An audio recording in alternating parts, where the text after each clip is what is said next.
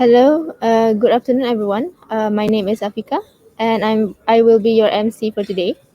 We would like to offer our sincere gratitude to everyone present here for taking time out of your day to attend this session. And without further ado, I would like to welcome Mr. Andy Snowball for on stage for his presentation.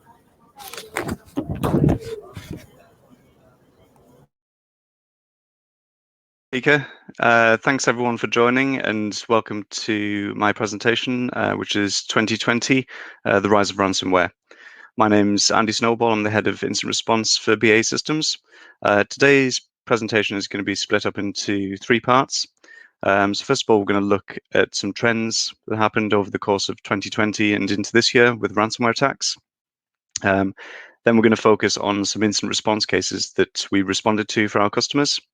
And then finally, we're going to look at some recommendations that organizations can look at to try and prevent these types of attacks from happening. So I think you'll all agree that it's very difficult to avoid seeing about ransomware attacks now. They're just in the press all the time, not just security press, but in sort of the public domain press as well. So these are some of the headlines that we saw sort of popping up in the general press from 2020. So just focusing on a few of these from this year, actually.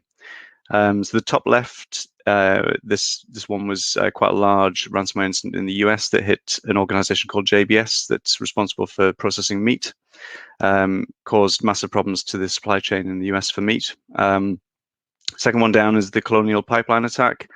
This one shut down this huge pipeline that's responsible for moving huge volumes of oil products around the US, caused all sorts of disruption there as well. And then a bit closer to home for us in the UK, at least, is the Irish healthcare attack. This one has really impacted the healthcare system over there. The attackers actually released the keys to the Irish healthcare, but they were still unable to recover the data immediately. It took them a long time to get all the data back from backups and restore everything, bring everything back up. In terms of what we've seen targeting Malaysia in particular, we've seen sort of relatively recently in May this year that the Asian division of AXA Insurance got hit by a ransomware attack. This affected Malaysia, Thailand, Philippines, and Hong Kong. Fortunately, the group behind this, the Avedon ransomware group, has actually shut down now. So the data that they stole as part of this attack is unlikely to sort of get anywhere else now. So that's just some of the examples of ransomware attacks that we saw during the course of 2020 and into this year as well. So how do these attacks actually happen? So the first stage is the attacker needs to get onto the network in some way. And there's a few methods that they tend to use to do this. So the first method is by a phishing email. And this is common across lots of different types of attacks, not just ransomware attacks, but it's also used in ransomware attacks as well. What tends to happen with the phishing emails is that the attacker will send in some kind of malicious payload as an attachment. So it's normally some kind of Office document, like an Excel file or a Word document, that includes a macro within that document, and that macro will drop some remote access Trojan onto that user's machine. Another method that attackers are using quite a lot now as well are sort of exploiting vulnerabilities that organizations might have. So we've seen a set of vulnerabilities exploited mainly in this year, actually. So we've seen vulnerabilities in the Pulse Secure VPN product that's been exploited by attackers for deploying ransomware. And also the Microsoft Exchange vulnerability, which was exploited by the Hafnium group. Those ransomware groups also leveraging that vulnerability later on. So they're quite the sort of two most common methods of these attacks happening. The third method is RDP. So RDP is a method of accessing your computer remotely over the internet. As soon as you open up RDP on your firewall, attackers are going to be scanning that and trying to identify new servers with RDP open, and they'll try and brute force the accounts to get into those machines. And then the final method that we've seen used is third party or via managed service provider. So if an organization's outsourced their IT to a third party company, if an attacker can get into that third party company, they then have a lot more targets than just that one organization, and can target that organization's customers as well. So that's a really effective way for ransomware attackers to get into lots of organizations at the same time. The second phase of the attack, once they're on the network, is they're going to try and sort of move around the network, find out where all of the organization's sensitive data is, and they're going to try and steal that data. So they'll take copies of the data, and they're going to use that stolen data later on in the attack. Once they've done that, they've identified all the core systems, they'll start to encrypt data. This will include backups as well. So if organizations are using disk-based backup and they don't have any offline tapes, then the attackers will attempt to wipe all of those backups as well. Make it really difficult for the organizations to recover from the data. The third stage is they'll demand a ransom. So this can happen in a few different ways. You've probably seen sort of these locker screens that pop up on people's machines once they've been encrypted. That's one method. Another method that we've seen is just the attacker dropping text files onto the machines. So if you go into your documents folder and you try and open documents, you'll find all the files are encrypted, apart from one text file, which has got the instructions on how to pay the ransom fee. Then the attackers have a sort of number of methods of increasing the stakes here to make victim organizations pay up. So if there's no payment at this stage, then the attackers will start to publish some sample data. So that data that they stole in stage 2 of the attack, they'll start to publish some of that on their dark web blog site. So we'll look at one of those examples of some of those sites in a second. Then they'll start making public threats. So they might contact the press and say, "Oh, we've attacked this organization and we've stolen all of their data." We've even seen people in organizations being phoned by the attackers. So the attackers will phone them up and say, "Look, we've ransomware you. You should really pay up to get your data back." And then the final step that we've seen is auction. So this isn't too common. There's only a few groups doing this. But if the victim organization hasn't paid the ransom fee, the attackers will then try and auction the data off to whoever wants to pay the most. And they're just really trying to monetize that stolen data that they've got their hands on. These are some examples of blog sites that the attackers have set up. So these are all on the Tor network, so you can't get to these in a normal browser. You need the Tor browser to access these sites, but they are relatively open in terms of getting to them. And they're not sort of particularly complicated websites. They're not going to win any awards for best website of the year, but they are quite effective in terms of what they're doing. So if we look at this Clop blog as an example, they've got all of the victims listed here, and you can sort of go and click on one of these victims and it'll take you to a page showing all the details of that victim, what the company size is, how much revenue they make, and then links to all of the stolen data. And then towards the bottom of the site down here, you can see this is kind of a live stream of updates that the attackers are making to the blog, and you can see them sort of publishing various parts of the data that they've stolen. So they're not just ransomware in the network, but they're also stealing all this data, making it public, and really sort of embarrassing the victim organizations to make them pay. In terms of what we've seen over the last year and a half, this is a chart showing the number of attacks per day. So at a peak, sort of November time last year, we're seeing just upwards of 8 victims per day. So this is 8 sort of large organizations being hit by ransomware every day, and these are just the ones that are appearing on the attackers' blogs that we're tracking. There's a few sort of spikes of activity and a few dips. So the attackers towards the end of the year, the end of 2020, they said they were going to take some time off and have a bit of a rest over the Christmas and New Year period. And that seems to be what they did, because there was a bit of a drop of activity there. But then over the course of this year, it's slowly gone back up again, and it's still sort of trending upwards in terms of the number of attacks per day. So where the attackers targeting? So this is a heat map that shows the countries that they've targeted. The US is by far the highest country, so there's about 55% of the ransomware attacks are hitting the US. This is likely to be because the cyber insurance policies over there are a bit more established, and organizations are more likely to pay up. So the attackers are going to go after organizations where they're going to get money. So if they target organizations which have got cyber insurance and their cyber insurance is going to pay, then they'll go after those organizations. We've seen targeting sort of spread around the world. There's a few groups that sort of focus primarily on Europe, and they don't target any victims in the US at all. And I mentioned before, we've seen some activity in Asia as well, sort of moving further east. We haven't seen a huge spike of cases in Malaysia yet, which is good news for you guys. But what we're suspecting will happen is that the US are trying to restrict these ransomware payments. So if that happens and the attackers can't get ransomware payments out of the US, they'll just move elsewhere. So they'll focus their efforts more on Europe and the Asia Pacific areas. So that's a bit of a sort of background of what happened over the last year and a half in terms of ransomware. Now we're going to look at 3 example cases that our incident response team worked on for our customers. So the first case, this was an organization which had quite a large number of servers on premise. So had almost 2,000 servers on premise. Those servers were all destroyed. They're all virtual machines. They all got destroyed completely by the ransomware. And the organization's backups were all disk-based. They had 190 terabytes of backups that were wiped by the attackers.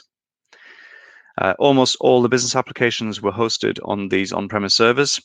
The organization did have some cloud-based services, but most of the business applications were on the on-prem infrastructure. So they were all impacted by this attack. Cloud-based services such as G Suite and AWS were unaffected, so those services remained up and running.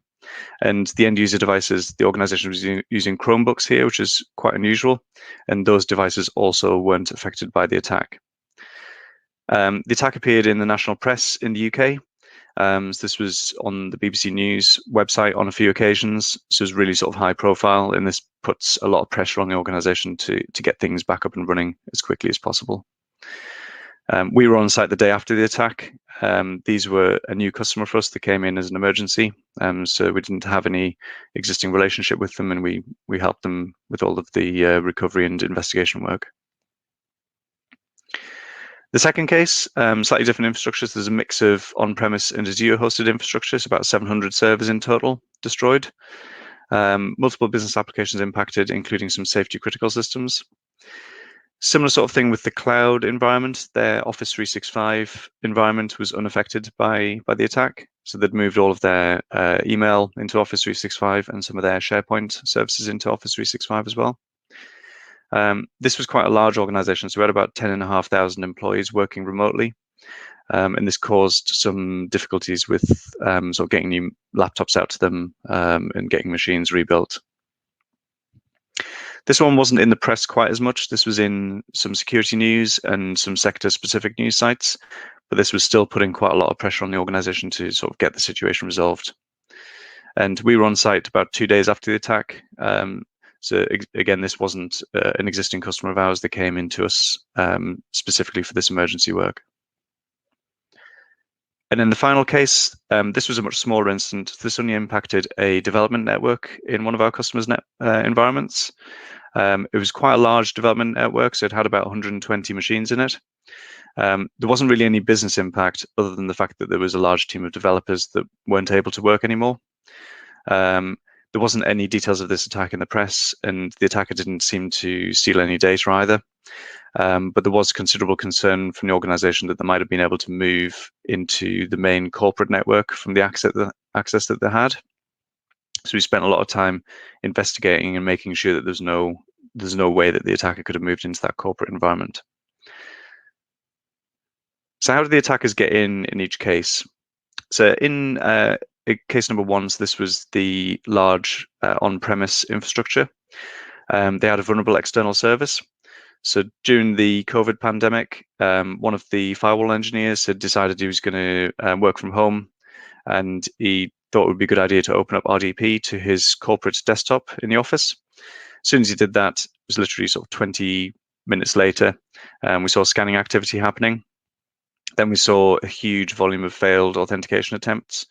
So that it was around 70,000 failed authentication attempts in a 2-hour period. So these attackers were just absolutely hammering this machine with all sorts of credentials, trying to get into this machine. And then we started to see successful authentication attempts.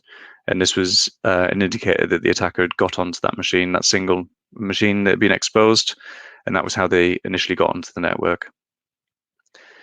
Case number 2 was a phishing email. So this one was quite interesting because the email didn't come into the user's corporate account. It came into his personal Hotmail account. and he just happened to be checking his email one lunchtime. So you could see him at 12:30 opening up his Hotmail, opening this phishing email up, and then there was an attachment within the email which he opened up. It was an Excel file. He then enabled macros in the Excel file, and this allowed a small remote access tool to be dropped onto his machine, and that gave the attackers the initial access onto the network. And in case number 3, so this was the development network.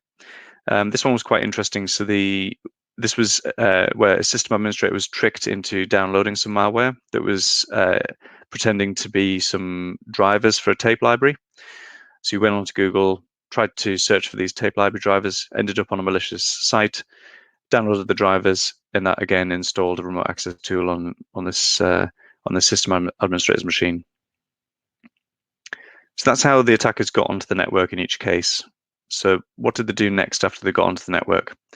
So the next stage is they want to escalate the privileges. They want to get domain admin access, essentially.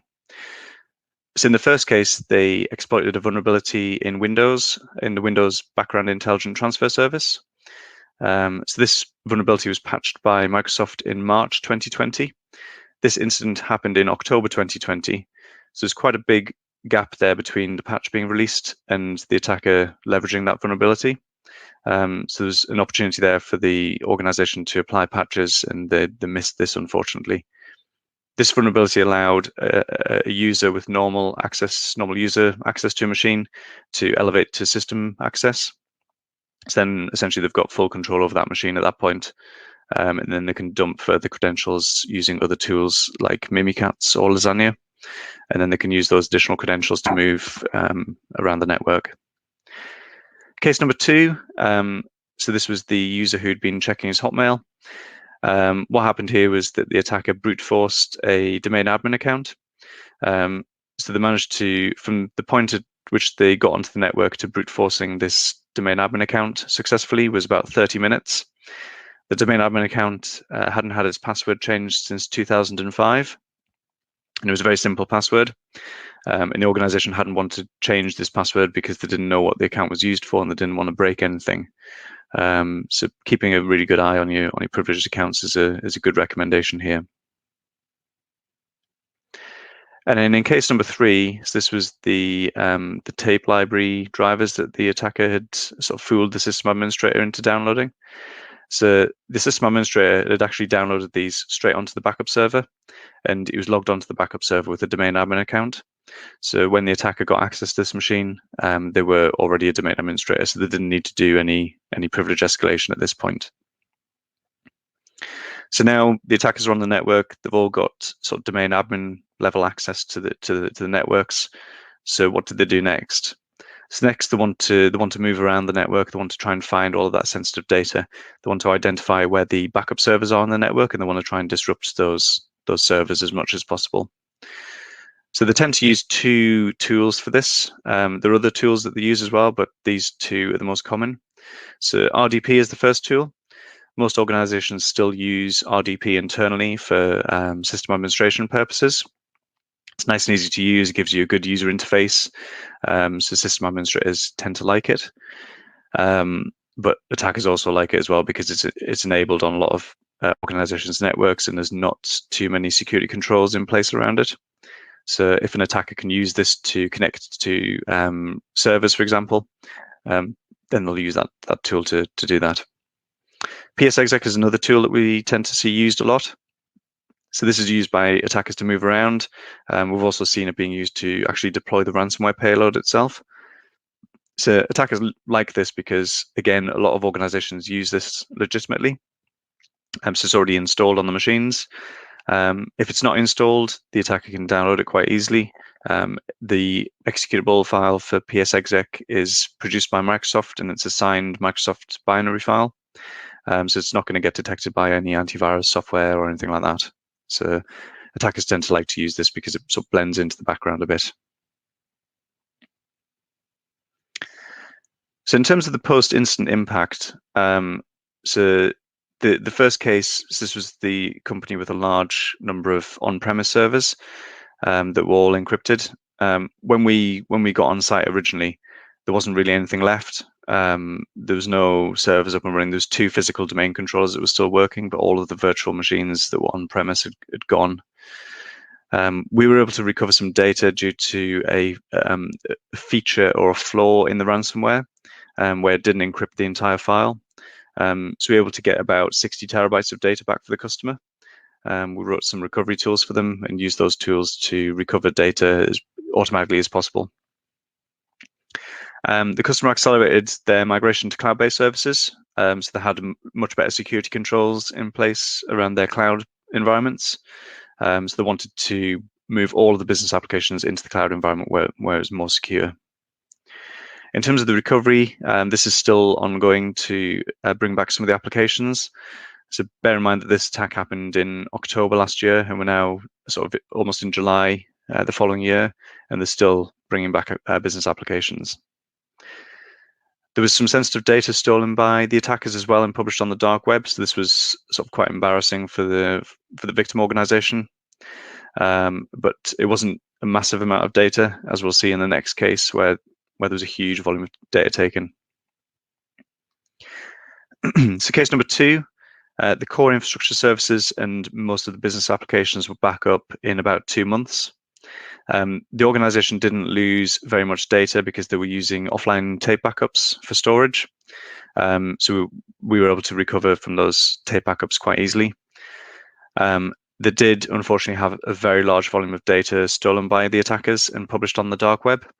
So when the attackers first started doing this, the first incident that we became aware of where this happened was the Travelex incident, which happened in towards the end of 2019.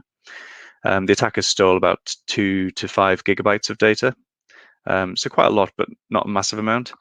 In this incident, the attackers took 1.5 terabytes of data. So you can see that they've shifted technique a bit and they're really sort of focusing on stealing as much data as possible to try and get the victim organizations to pay the ransom fee. And in the final case, this was the development network. So this environment was sort of brought back up from tape backup in about 2 weeks. They did have some problems restoring from the tapes initially, but were able to eventually. And there wasn't any significant data lost because the customer was able to restore from quite a recent tape backup. And there was no evidence that we found of the attacker trying to steal any data from the network. So we didn't see any being exposed by the attacker on their blog. So that's the 3 sort of example cases that that we responded to last year. So the important thing now is to look at some recommendations to stop this from happening to your organization. So we've put together this list of recommendations that just hopefully will make it harder for attackers to conduct ransomware attacks on your network, and also to make it easier to respond if something like this does happen. So the first recommendation is around backups. So making sure that your backups are secure. So if you're using tape backup, this is great. A lot of organizations have moved away from tape and they're using disk-based or they're using some kind of cloud service for doing backups. The key thing here is to make sure that the attacker can't get onto that backup data and wipe it in any way or tamper with it. So if you've got on-premise infrastructure for backups, then segmenting the backup servers, making it impossible for the attacker to move onto those servers is a really important step here. Protecting the perimeter of the network. So we've seen sort of services exposed to the internet that attackers can leverage, but we're not just talking about exposed services. We're also talking about what data can pass over the perimeter of the network. So what email filtering have you got in place? What web filtering have you got for users who are browsing the internet? Is that going to detect and stop a ransomware attack from happening? Patch IT infrastructure. So this is particularly around external services such as VPNs and proxies and firewalls, that kind of stuff. Most organizations have got quite a good handle on patching the Windows infrastructure, so the end user machines and the servers, but not so much on the actual sort of appliances almost. Decommission end-of-life hardware and software.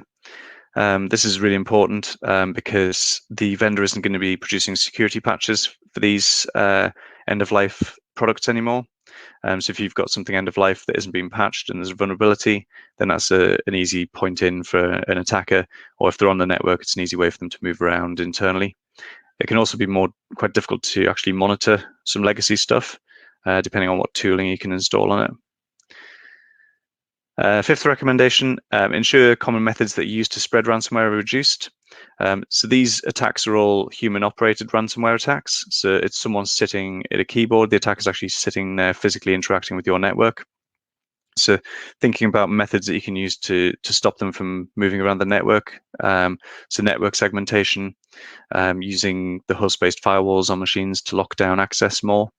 Are good ways to prevent the attacker from moving around the network once they've got into it. Implement detections for pen testing tools such as Cobalt Strike. So in every incident that we've responded to in the last year and a half, we've seen Cobalt Strike used in some way. So Cobalt Strike is a legitimate pen testing tool, but attackers have started to use it quite a lot for their attacks because it doesn't get detected by antivirus. So detecting that is really important. Implement application allow listing. This is quite tricky to implement, but if you can get this done and sort of deployed successfully, this is really going to help with preventing the attackers from installing additional tools such as Cobalt Strike or Mimikatz onto the machines on the network and making it more difficult for them to conduct the attack. Enable Credential Guard in Windows 10. So Credential Guard is a good feature in Windows 10 that will prevent attackers from being able to steal credentials from machines, and also preventing users from having local admin access is a good recommendation as well. It makes it much harder for an attacker to run tools if they're running them as a normal user rather than as an administrator. Control highly privileged accounts. So in each of the attacks, again, we've seen that the attackers used a domain admin account that hasn't had its password reset for a long time. So having a good control over those domain admin and enterprise admin accounts is really important. And then the final two recommendations, ensure that your incident response playbooks and documentation are up to date, and also that you're conducting regular tabletop exercises to test those processes out and really make sure that you're ready to respond to an attack if it happens, and you're able to detect it as well, most importantly. So that's it from me. Does anyone have any questions? I don't see any in the chat yet.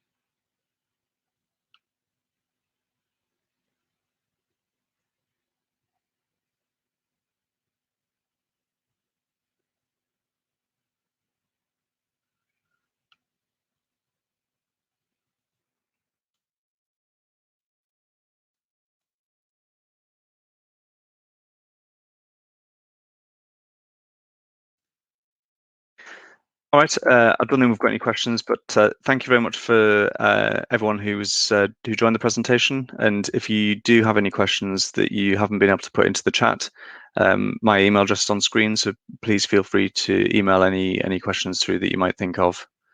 But yeah, thank you very much, everyone.